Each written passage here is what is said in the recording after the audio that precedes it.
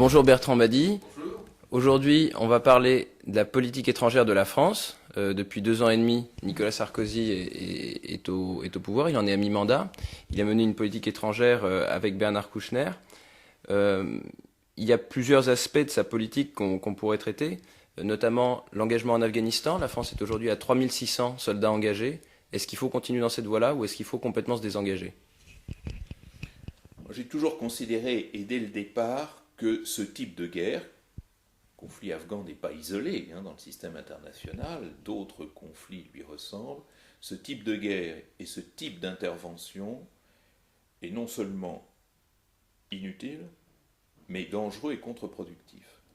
C'est-à-dire que nous ne sommes plus, pour reprendre une formule bien connue, dans une logique de l'affrontement de face, c'est-à-dire dans une logique d'inimitié classique. Nous sommes dans une situation davantage de conflits intersociaux, de déstabilisation sociale. L'Afghanistan, fondamentalement, est un pays faiblement institutionnalisé, on l'a vu avec l'élection présidentielle, est un pays dont la construction nationale est incertaine et dont le contrat social est pratiquement inexistant. C'est un pays dominé par les seigneurs de la guerre. Bref, c'est un pays qui a beaucoup d'ingrédients pour entretenir ce que les anthropologues appellent une société guerrière. Alors, est-ce vraiment une société guerrière? Est-ce si simple? Probablement pas. Mais si on part de cette représentation, est-ce que vous croyez que véritablement on peut mettre fin à une société guerrière, qui est par ailleurs une des sociétés les plus pauvres et les plus démunies sur la planète, en envoyant les chars de l'OTAN? Non, mais on peut avoir une mission sociale quand même là-bas. Ah ben oui, mais vous me parliez d'intervention militaire, vous ne me parliez pas de mission sociale. Parlons-en de la mission sociale. L'aide internationale à l'Afghanistan, c'est une mission sociale. Eh bien, savez-vous quelle part de l'aide internationale à l'Afghanistan revient aux paysans afghans pour assurer leur développement? 2%.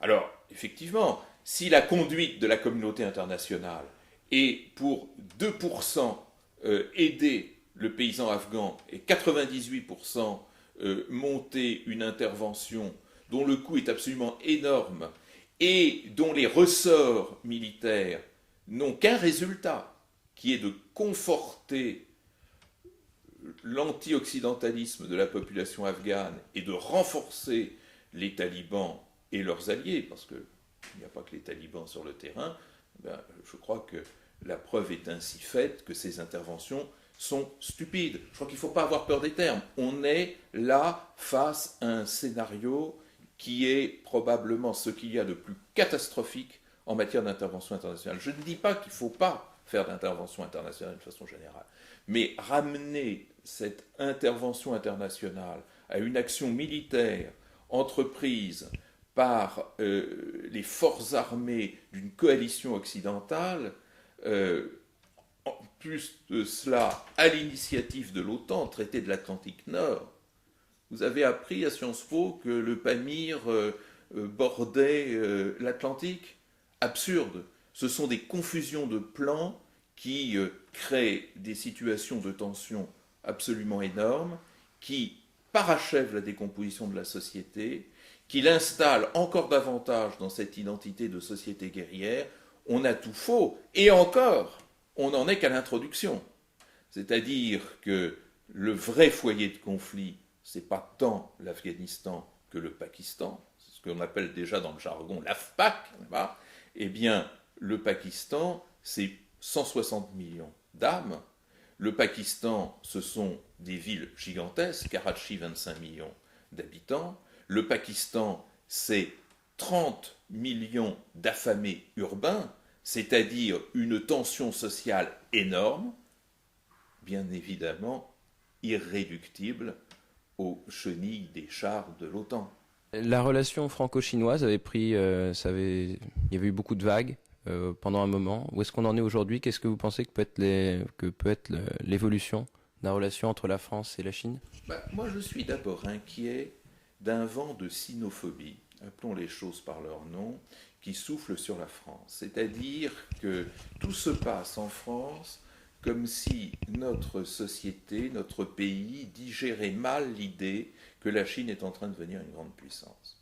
Regardez sur quel ton on parle de la Chine, des produits chinois, du lait qui empoisonne les bébés, des canapés qui brûlent les jambes des vieilles dames, et tout un tas de choses qui nous sont assénées à coups de reportages qui occupent le journal de 20 heures.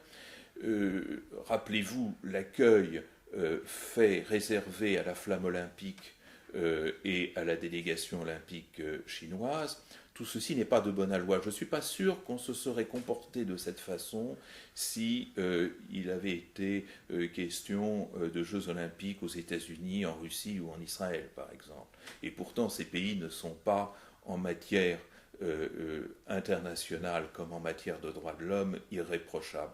Alors, la question que je me pose, c'est: sait-on véritablement ouvrir notre mondialisation au monde, à l'universel?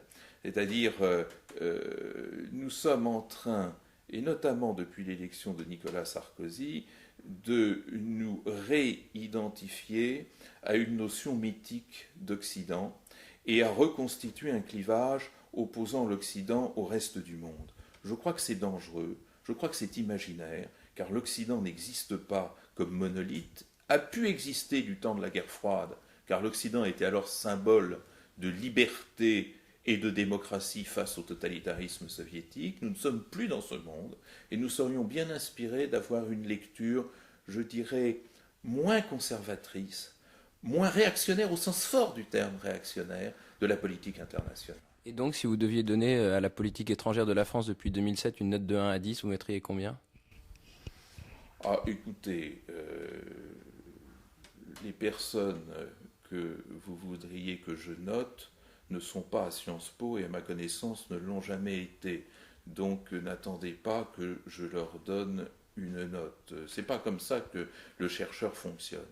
Il y a une évolution de la politique étrangère française, dont ce serait d'ailleurs simpliste et inexact de dire qu'elle a pour point de départ l'élection de Nicolas Sarkozy, qui avait déjà quelques prémices à la fin du mandat Chirac, qui est une politique très atlantiste, qui penche vers une forme de néoconservatisme mou, encore une fois avec des frémissements qui sont apparus dès 2004, qui traduisent une certaine perte d'autonomie de la diplomatie française, une rupture, je l'ai écrit donc je peux le redire, avec le gaullisme, un gaullisme dont vous vous souvenez qu'il avait été repris presque tel quel par François Mitterrand lorsqu'il avait été élu, donc qui dépassait de beaucoup cette famille politique nationale. Donc il y a là une évolution qui est une évolution probablement préoccupante, probablement à contre-courant, parce que ce monde post-bipolaire doit être et est structurellement un monde d'autonomie renforcée. Il n'y a plus d'ennemis, donc il n'y a plus de logique de protection, il ne devrait plus y avoir de logique d'alliance rigide. Nous y retournons, je pense que c'est un peu dangereux. Merci. Je vous en prie.